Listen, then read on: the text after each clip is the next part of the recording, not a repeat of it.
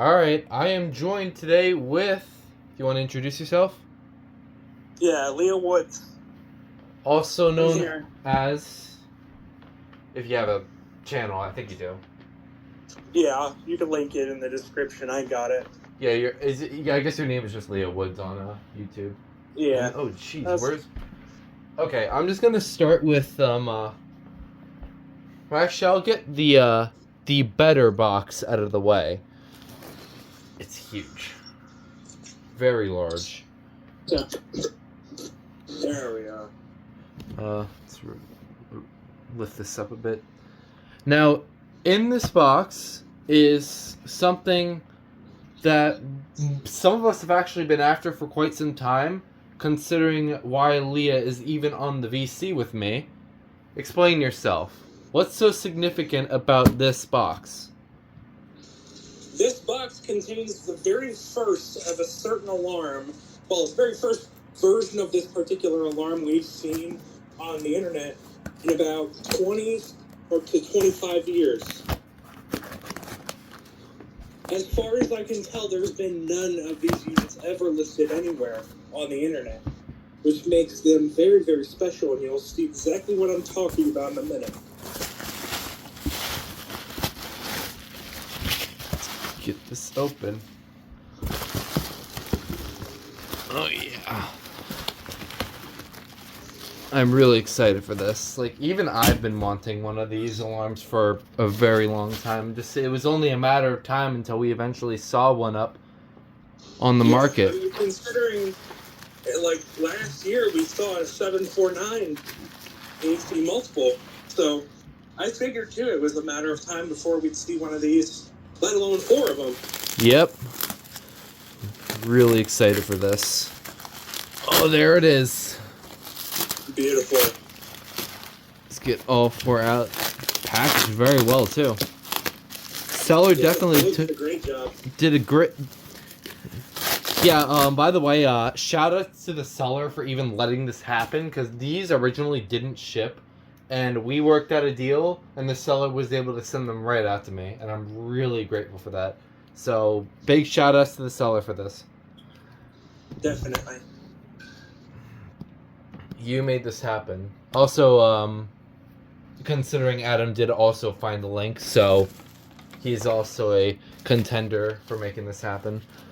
Anyways, here we go. We'll choose... I pick this one. Oh, wow. Let's take a look at one. Oh, this is exciting. I'm actually really exciting. There it is. Wow. Wow. This thing is actually kind of smaller than I expected at least on my end. Oh, shoot. Yeah. Yeah, these things are very interesting. That button is also really interesting. I've never had any experience with these kind of test buttons. I believe this hinges. It hinges. About the test button is that it's actually a separate component, unlike most other 70s smoke alarms. The test button itself is an independent component. And there... Like most other smoke alarms from that era have. I want to see what that inside looks like. Yep, that's exactly what I thought it would look like. Very, very, very simple, but unique. I love this test button. It actually is really satisfying. Oh, Sydney might join. Excuse me. Yeah. Oh, I just cut myself. Oh, shoot. Trying to open that cover. Okay. Yeah, I'll get a...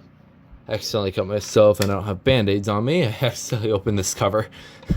But you can see inside this cover, you can see where the little LED spot, like provision for it, would have been if it even had one. This one in particular doesn't. I think your Oster, or Oster, however you want to say it, I believe it does. It has a provision for an LED. The later Dicon, I believe those are the later ones, those have the LED. Oh, and by the way, I do actually want to see this label. I want to see if it's like branded what the real model is. Like, I know it's Dicon, but like, you know, I don't think... Does this even have it? Huh. This is nothing about the model, but we know what they are, so I don't really need to say anything about it. Nothing indicating on the brand or anything, but we like it matters anyway because we already know what these are. So Yes. anyways, I am gonna test all 4 of them just to make sure they all work. I have my expectations that they all will. These are they had like 10 million different variants of these units. It's really interesting that the first ones that we've ever seen in the hands of collectors are some of the rarer ones, like without the LED. There are as far as I know, oh shoot, I just closed the cover. Sort of. As far as I know, we have hardwired versions of these too, which we've seen a couple of. Yes. So okay, so I guess that's how it sounds when you power it. Is that normal? That is normal for Dicon 200s to sound. It actually is indicated on the Oster version that I have. It says, caution, detector will alarm 3 to 5 seconds after battery installation. Ah, so that's completely normal for these units. Yep. And then okay, so this one does work. So that's good. So that's 1 out of 4. Nice. Again, we'll get through all 4. So let's put this one away. Round 2. Yes. This one is a lot more secured. And I have all this extra bubble wrap when I send these out to all the people that are getting these, which, by the way, Leah is going to be one of the owners, alongside N. Lind and Jan Eaton. All 3 of them are getting Dicon 200s, and of course I'm keeping the other ones. Now this one, oh, this one's already kind of open. Oh, it's hinged open the wrong way. Okay, let's not cut myself this time. There we go. This one has the black resistor. Little thing. That's a capacitor, I Or believe. capacitor. Whatever the heck they are. I'm not smart. Yeah. Alright. Alright. Okay. Okay, this one works. Nice. So the second one works. Round 3. This one's actually already kind of open, so we don't have to worry about tape or anything. These all are in great. Those little baggy things. Those are probably original. These are in great. They could be original. I actually don't even know. These are in great condition, by the way. Like all 4 of them. This is probably the yellowest, but out of the it's like nothing. It's like I barely see a difference. Anyways, let's get this one open. There's something to note about this era of Dicon.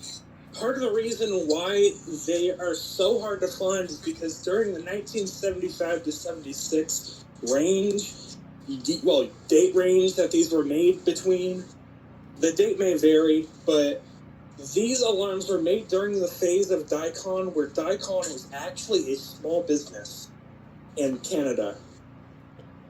They were entirely self-run. They had all their manufacturing done in-house in Toronto, Ontario. So most of their products can usually be found in Canada, which is why whenever I home search, my experience, you only find these in Canada. I've never seen a Dicon 200 in the US. And as for other newer Dicons, hardly noticeable in the States, but in Canada they're pretty common. So I mean, like, it was only, these are like one of those alarms that are just like stupid annoying to find. So on that note, it was really nice to finally see these listed. This wasn't, like I said, I got this from a seller on Marketplace. These are not eBay finds. God.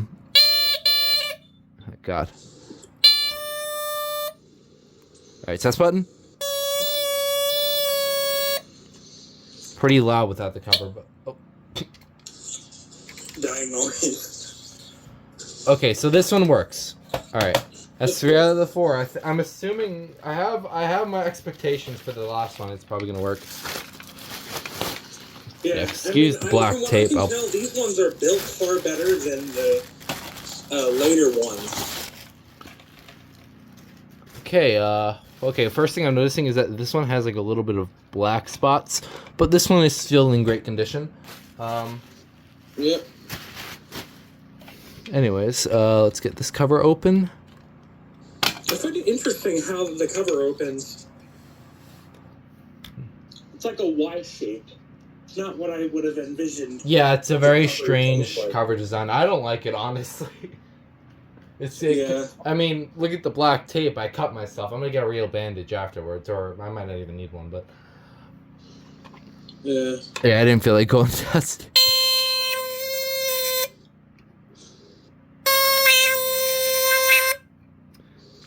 Love that. Okay. Now, is it just me, or does those things actually have a little bit of a different tone to them? I noticed a little bit. They're all like different pitches. Yeah. The Obishi CLBs can be like vary, especially the 27 ones. But yeah. Yeah. Yeah, that's great. So these two are the most yellowed 100%, and then these two on the top are the most whitish. Yeah. So I'll probably be keeping one of these two on the top. I might keep the special one, the one with the gray the gray capacitor, whatever the heck. I'll look in through all of these and which one I'm going to be keeping. I really don't care which one I'm keeping, but obviously that's something to discuss off camera. Yeah. But yeah, these units are incredibly cool. Very neat. It's also nice that a lot of them even showed up. Yeah. That way, not just one collector gets them. Yeah. Now everyone who wants one gets one. So. Yeah. Cool. And not to mention, these are two people's #1 holy grails, and this is yours. And the other person is Jan's.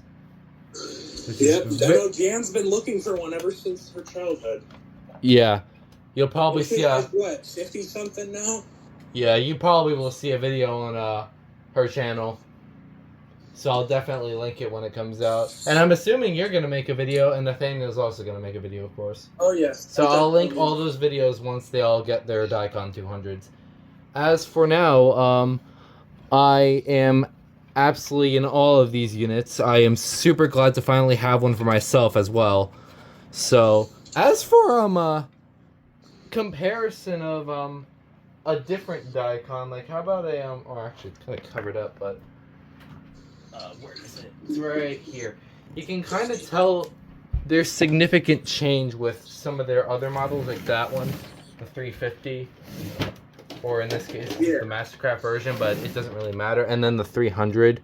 It's a lot more... They really changed up the design, and they made it a lot more compact and user-friendly. This one is a lot easier to open, as far as I recall, yeah.